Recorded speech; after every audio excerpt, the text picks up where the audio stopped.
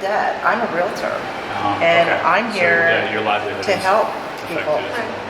I have people that are affected by what's going on in every aspect.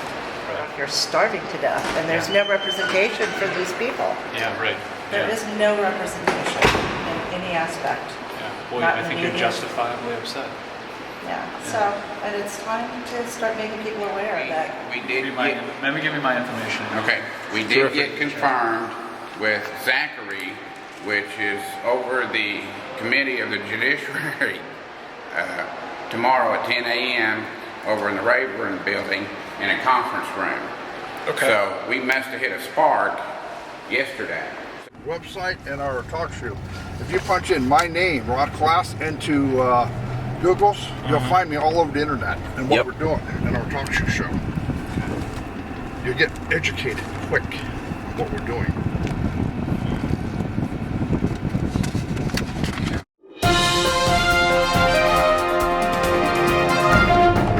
Why are we here today, folks?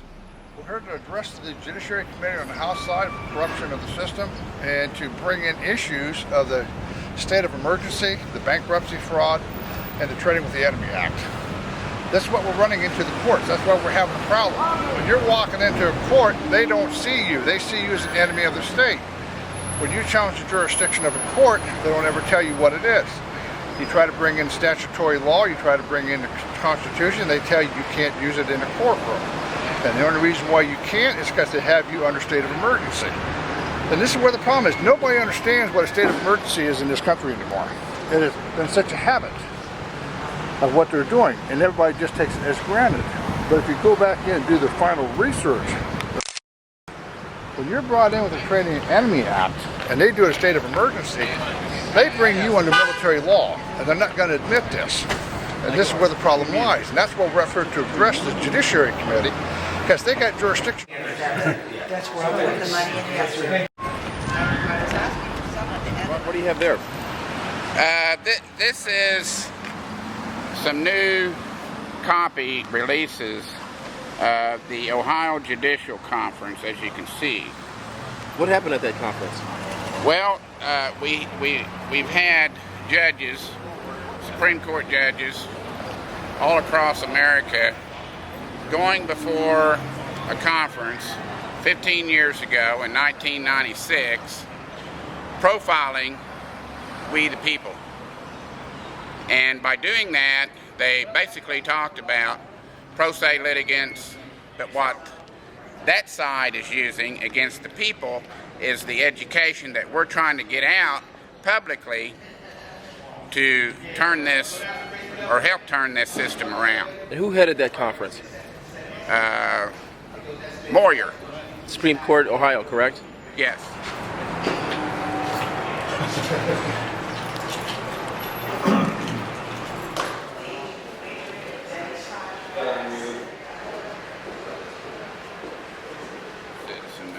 We're not sovereign citizens, okay? We're citizens that are sovereign. Sure. You know, we're like you. So, we're addressing these issues that's been popping up here in the last 2 or 3 years, and also coming from the Patriot Act, okay?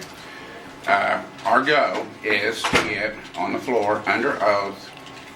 We've already done that 2 years ago, trying to promote through John Conyers, which requested a summary, which we provided to him in front of his desk, face to face. So he's aware of what we've been doing. Although he's not the new chair now, we just got confirmation also yesterday from Lamar Smith's office. So we're growing awareness here, okay? So what we're wanting to do is to get information to you, to get to your congressman, your boss, and say, hey, here's a group of people here. They really got some issues. And, help us get before the full committee. That's our goal. And if I might add, the actualization that I see of the police state, I'm a former assistant attorney general in Ohio. And, I was a journalist before that, and so now I return to my roots. And I've been wondering why some of the things that are happening the way they are. I was also a licensed title insurance producer. And you talk about banking fraud, mortgage fraud, the whole 9 yards. Now I see MERS, all of it. All of it's a big ruse. And so I'm definitely dedicated to following these gentlemen around and working with them to expose it and to get some help for America. Chris King. Oh, Chair. Good to meet you. Because see, what we've discovered, Carl and I, we spent a lot of time in the Library of Congress. You guys do a lot of good work. You know, and if we can't believe your work, who do we believe?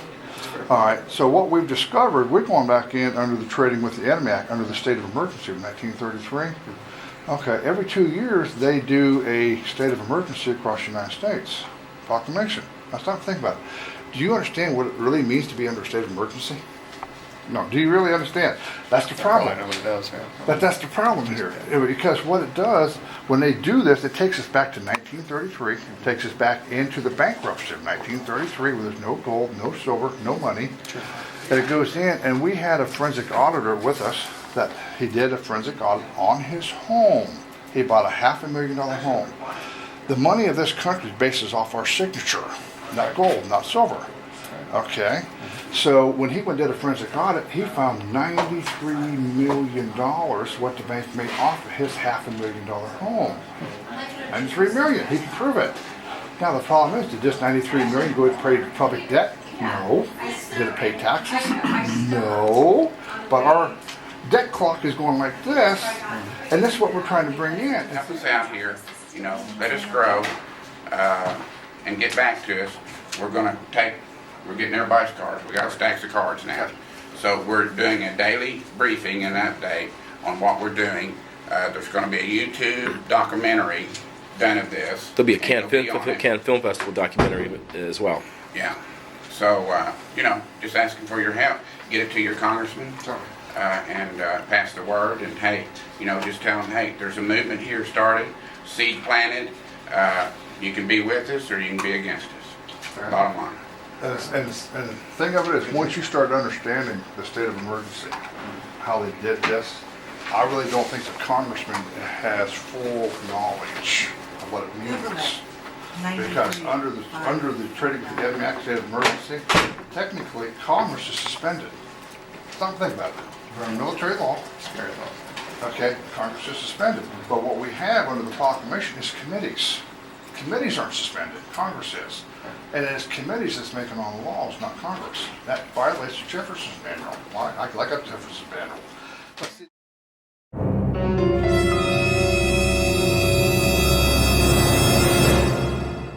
1933, where they brought in the Trading with the Enemy Act, where they made all of us enemies of the state. Now, that's not a figurative concept. That is actual congressional records. Right, and they played with it with Will Smith and all that to get everybody used to it. That's it. And what they done, is when they made you an enemy of the state, they have demoted you down to basically to a POW status. So when you're a prisoner of war, except for November 2nd, which is election day, from 9 o'clock in the morning to 9 o'clock at night, for these 12 hours, you're a free citizen for you to vote. Other than that, we're under state of emergency. And what has happened here through the congressional acts, and this gets in under the House Report 93-549, where the Senate report went back in and started explaining that under a state of emergency, the president has proclamational power. We no longer have a Congress. What he does, he goes through committees. Straight to the committee. Yeah, straight to the committee. He tells the committee, I need this passed. Pass it. Proclamation of the president. The committee turns around and passes it right into law because he says so. This falls under the statute at large, volume 48, under 1933, 1934, on pages 1 through 112. But see, this all falls back under Title 12, 95B, under banks and banking. So when they declare a state of emergency, they go take it all the way back to 1933. This isn't for this day. They run it all the way back, and they bring it all the way up. So under the Banking Act, we still have no gold, no silver, no money. It's all based on the credit of the people. That's right. Your signature on your mortgage and your note. It's like this taxi cab driver. It wasn't for him hauling us, we would not have the economy. So everything that we're dealing with falls off of his credit, of his ability to work. And his ability to work is how they're securitizing on this country. Yep. Anybody who holds a job is being securitized on. This is how they are turning over the revenue. That's why they can turn around and go down to IRS or down into the Federal Reserve and say, here, print me some money. Well, you know what's very interesting? Just the other day, I was telling someone I was having dinner in New York City, and then the young bartender used to work in banking, and he says, well, you know, I believe if you get the long form of your birth certificate, there's a code number on that bad boy. There is, and this is what we brought up. We went in and showed the Social Security card. Yep. On the back, you've got a routing number. And Yep. that first letter is part of one of the 12 federal district banks. Carl and I sat down and called the Treasury.